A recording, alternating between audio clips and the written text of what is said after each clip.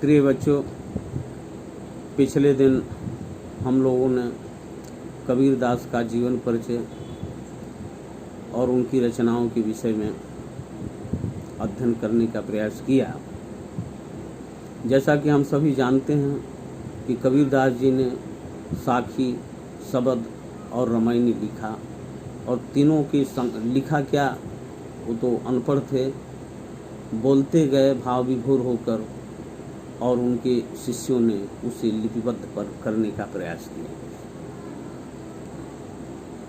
Intermediate प्रथम वर्ष के कोर्स में साखी रचना हम सबको पढ़नी है। जैसा कि साखी शब्द से ही प्रतीत होता है कि ये तद्भव शब्द है। यदि हम इसको शुद्ध करें तो इस शब्द का शुद्ध तात्समिक रूप साक्षी होगा। साक्षी का अर्थ होता है गवाह। साक्ष्य माने सबूत होता है, और साक्षी का अर्थ होता है गवाह। इसका अर्थ हम शिक्षा भी ले सकते हैं, जो हमें सीख दी गई है, लेकिन शुद्ध रूप इसका साक्षी है। कबीर ने अपने निर्गुण परमात्मा का, उस निराकार ब्रह्म का अनुभव किया, और उस अनुभव की गवाही गवाह बनकर कबीरदास जी दे रहे हैं। साखी के अंतर्गत दोहा छंदों का प्रयोग किया गया है। जैसा कि हम जानते हैं कि दोहा छंद में 4 चरण होते हैं। प्रथम और तृतीय चरण में 13-13 मात्राएं होती हैं, तथा द्वितीय और चतुर्थ चरण में 11-11 मात्राएं होती हैं। बलिहारी गुरु आपने प्रथम चरण, देवहाड़ी के बार द्वितीय चरण, अजिन मानिस ते देवता तृतीय चरण, करत न लागी बार चतुर्थ चरण। तो प्रथम और तृतीय में 13-13 मात्रा। रस छंद अलंकार काव्य सौंदर्य के तत्वों की चर्चा करते हुए दोहा, सोरठा इत्यादि छंदों पर मैं विधिवत प्रकाश डाल चुका हूँ। यहाँ दोहे की व्याख्या समझने का प्रयास करें।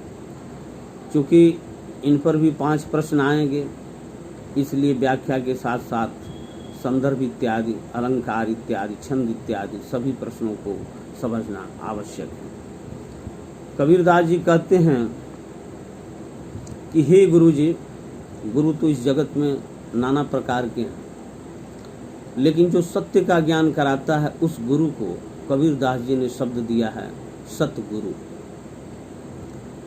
कबीरदास जी कहते हैं, हे सतगुरु, मैं आप पर न्यौछावर हूँ, बलिहारी हूँ, क्योंकि आपने एक ही दिन में, देवहाड़ी के बाद एक ही दिन में न जाने कितनी बार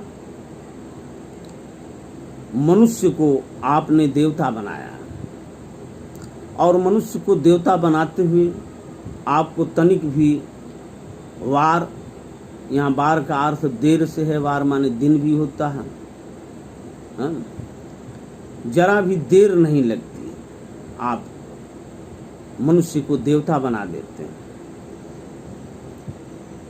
दूसरा दोहा, सतगुरु की महिमा अनंत, अनंत किया उपकार, लोचन अनंत उगाड़िया, अनंत दिखावन हार। कबीरदास जी कहते हैं कि सतगुरु की महिमा अनंत है, अनंत, अनंत, इन्फिनिटी।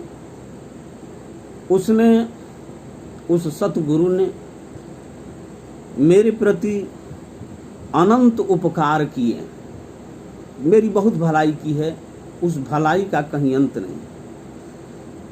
पहली भलाई यही है, पहला उपकार यह है कि लोचन अनंत उघाड़िया, मेरे नेत्रों को उन्होंने अनंत तक देखने की क्षमता प्रदान कर दी है। इतना उघाड़ दिया है, खोल दिया है मेरी आँखों को मैं एक ही स्थान पर बैठे बैठे अनंत तक देखने की, अनंत को देखने की, दर्शन करने की क्षमता मैंने उपलब्ध कर लिया है। वह सतगुरु अनंत का दर्शन कराने वाला, अनंत तक दर्शन करा देता है, वो दिखावनहार है। वो बहुत दूर दूर तक दिखाता। तीसरा दोहा, दीपक दिया तेल भरी, बाती दई अघट, पूरा किया विषाहुड़ा, बहु न आवे हट। यह दोहा अत्यंत आध्यात्मिक दोहा है। इसका भौतिक अर्थ, लौकिक अर्थ तो यही है कि एक मिट्टी का दिया है, उस दिए में तेल भरा है और उसमें न घटने वाली, कम न होने वाली बाती लगी हुई। तो मिट्टी के दिए में तेल, तेल में भरा हुआ और तेल में लगी हुई अघट्ट बाती, यह सारी प्रक्रिया मिलकर दीपक बन गया। परमात्मा ने अपना व्यापार, विषाहुड़ा व्यापार पूरा कर दिया है और फिर वापस लौट कर हमें इस बाजार में, हट में, हाट में नहीं आना। यह इस दोहे का लौकिक अर्थ है। इसका आध्यात्मिक अर्थ देखें, यह शरीर एक दीपक की तरह, यह शरीर भी पंच तत्वों से, पंच महाभूतों से निर्मित है। क्षितिजल पावक गगन समीरा, पंच रचित यह मनुष्य शरीरा। पृथ्वी मिट्टी है और ये मिट्टी का एक दिया है और दिए में प्रेम का तेल भरा हुआ। अब प्राणों की कभी न घटने वाली बत्ती इस शरीर रूपी दीपक में लगी हुई। परमात्मा दीपक दिया, दिया ना की बाती जैसन झरे के परी, दुनिया में जिए खातिर मरे के परी, बहुत सारी गीतों में कहा गया है। परमात्मा ने यह मिट्टी का शरीर बनाया है और प्रेम ही तेल है। काहे कर दिया ना काहे कर बाती, काहे कर तेल जरे सारी रात। सोने का दिया ना रुपये कर बाती, प्रेम का तेल जरे सारी राती। ये सब बातें कविताओं में, गीतों में, लोक गीतों में कवियों ने खूब गाया। परमात्मा ने अपना व्यापार पूरा कर दिया। अब यह प्राणों की बाती, यह प्रेम का तेल, या देवी सर्वभूतेषु भक्ति रूपेण संस्थिता, जो देवी सभी प्राणियों में भक्ति अर्थात श्रद्धा और प्रेम के रूप में स्थित है, उसकी बार बार आराधना की गई है।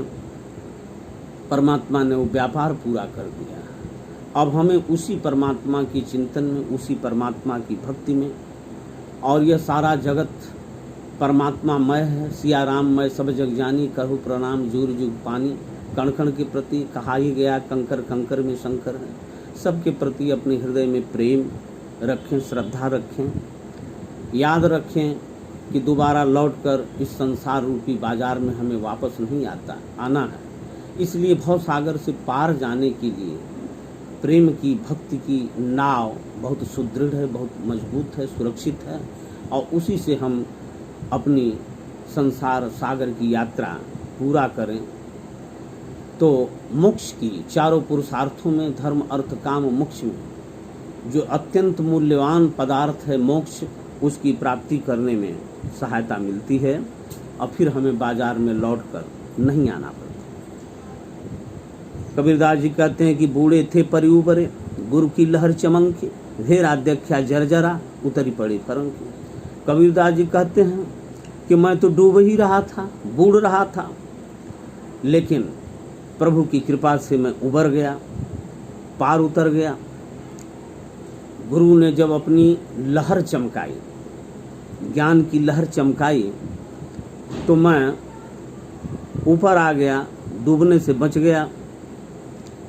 और जब देखा कि अरे जिस नाव पर मैं बैठ करके भव सागर को पार करने का प्रयास कर रहा था, वो तो जर्जर है, वो भेरा जर्जर है, वो जीर्ण शीर्ण हो गई, उसमें अनगिनत छिद्र हो गया, और ये नाव जब न तब डूब जाने वाली थी। लेकिन गुरु की ने ऐसी ज्ञान की लहर चमकाई, ऐसा धक्का लगाया लहरों के द्वारा कि मुझे साफ दिखाई देने लगा कि यह नाव अत्यंत जर्जर है, अनेकानेक छिद्र हैं इसमें, और मैं तुरंत उतर करके फरके जा करके खड़ा हो गया। उतरी पड़े फरंग की, तुरंत उतरा और फरके यानी दूर जा करके किनारे पर मैं खड़ा हो गया। जैसा कि आप जानते हैं, हिंदी साहित्य, भक्ति साहित्य का इतिहास पढ़ते हुए हम लोगों ने समझा और जाना कि भक्ति मार्ग की 2 शाखाएं चली, सगुण भक्ति, निर्गुण भक्ति। निर्गुण भक्ति प्रथम है और निर्गुण के अंतर्गत ज्ञानाश्रयी शाखा और प्रेमाश्रयी शाखा के विषय में भी जाना। कबीरदास जी का कहना है कि यदि व्यक्ति को ज्ञान मात्र हो जाए तो उसकी सारी समस्याएं हल हो जाएंगी और वह भवसागर से पार उतरने में सक्षम हो जाए। तो गुरु ही ज्ञान की लहर चमकाता है इस भवसागर में। तब जिस जर्जर नाव पर मोह माया काम क्रोध लोभ मोह की जर्जर नौका पर चढ़कर जो हम भवसागर पार करने का प्रयास करते हैं, हम देख नहीं पाते कि इस नाव में अनेक छेद छिद्र हैं, दुष्प्रवृत्तियों के छिद्र हैं, नाना प्रकार के विकारों के छिद्र हैं। लेकिन ज्ञान होते ही विकार समाप्त हो जाते हैं और व्यक्ति सावधान हो जाता है और प्रभु की कृपा से भवसागर आसानी से पार कर जाता है। चिंता तो हरि नाव की और न चिंता दास, जे कुछ चितवे राम बिन सोई काल के पास। कबीरदास जी कहते हैं कि मुझे तो हरि के नाम की चिंता है और कोई दूसरी चिंता नहीं। और न चिंता दास, इस दास को और कोई चिंता नहीं। कबीरदास की भक्ति नाना प्रकार की भक्ति। कभी वो परमात्मा को अपनी माँ मानते हैं, जैसा कि हाई स्कूल में तुमने देखा कि हरि जननी में बालिग तेरा, काहे न अवगुण बख्शो मेरा। कभी वो परमात्मा को अपना पति बताते हैं, मोरे घर आए राजा राम भरतार, तनरत करी मैं मनरत करी हूँ पंच तत्व बराती, राम देव मोरे पाहुने आए मैं यौवन मदमाती। और इस दोहे में हम लोग देख रहे हैं कि कबीर ने अपने को परमात्मा का दास बताया है और परमात्मा को मालिक बताया। कबीरदास जी कहते हैं कि मुझे तो परमात्मा के नाम की चिंता है और इस दास को दूसरी कोई चिंता नहीं। फिर कहते हैं कि जो व्यक्ति बिना राम के चितौता है, देखता है और नास्तिक बना रहता है, वो कहता है राम नहीं है, वो परमात्मा नहीं है, वह व्यक्ति काल के पास है, समीप है। यहाँ पास के 2 अर्थ। पास तद्भव शब्द है, इसको यदि हम तत्सम बनाएं तो पाश बड़ा सा हो जाएगा। पाश, और पाश माने बंधन होता है। वही काल की मृत्यु, यहाँ काल का अर्थ समय भी है, काल का समय मृत्यु भी है। वही काल के मृत्यु के बंधन में पड़ा हुआ जो व्यक्ति इस संसार को, इस सृष्टि को राममय देखता है और भक्ति पूर्वक जीवन व्यतीत करता है, वह अंततः मोक्ष को प्राप्त करता है। और जो व्यक्ति राम के बिना नास्तिक बनकर कि ईश्वर नहीं है, परमात्मा नहीं है, ऐसा सोचता हुआ जीवन व्यतीत करता है, वह काल के मृत्यु के बंधन में निरंतर पड़ा रहता है। अब इन सारों दोहों पर बनने वाले 5-5 प्रश्न होंगे जो अलग से मैं भेजूंगा और उन प्रश्नों का उत्तर लिखने का प्रयास करना होगा।